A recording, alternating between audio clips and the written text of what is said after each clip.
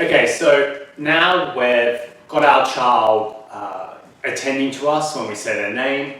We have our child being more sensitive to our gestures and more sensitive to our gaze.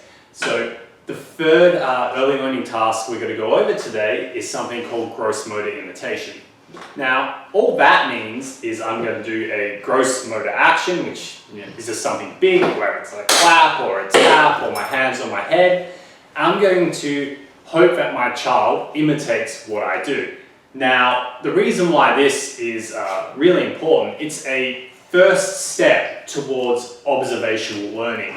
And what observational learning is your child's ability to see what's going on around them, to be able to imitate it and to be able to learn from that. So this is embedded within so many skills that we have in our life, and we do observational learning all the time ourselves. We watch, we learn, it's monkey see, it's monkey do. It's a really important skill to have for all future learning. Now, when you deliver gross imitation to your child, typically you've got to do an action and you've got to say, do this. Straightforward, right? So I'm going to say, shoulder, do this. Wow. So if your child isn't initially able to imitate the action you're doing, feel free to prompt them. So I'm going to say, shoulder, do this. Nice work. Token, reinforce, and they're on their way to receiving their reinforcers.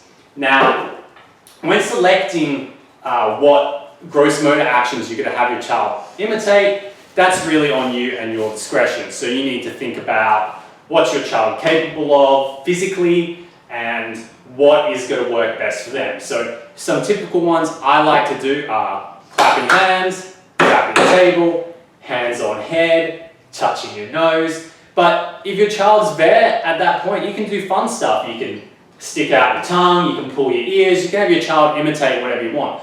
All that's important is that the child is engaging with you, giving you good eye contact, and really tuning into what you're doing and them doing their best to copy it. So it really doesn't matter. It can be arms up, arms out. In fact, often children will be more engaged with you in this task if you make it a bit more exciting and a bit sillier.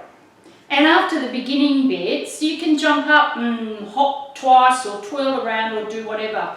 In the very beginning, what's probably a little bit important, because sometimes they have difficulty with it, is something where you don't have too close things. So you go to two big things far away, so you might have arms up and table, so they're really different. There's a lot less discrimination in between, hands out and tap table than there is between touch nose and touch ears. So yeah, obviously the more variance there is in the gross motor actions that you have your child try to imitate, the easier it's going to be for them initially.